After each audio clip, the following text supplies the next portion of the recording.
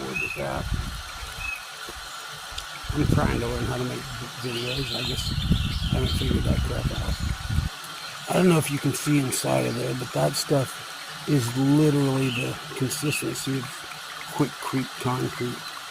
It is freaking hard to move.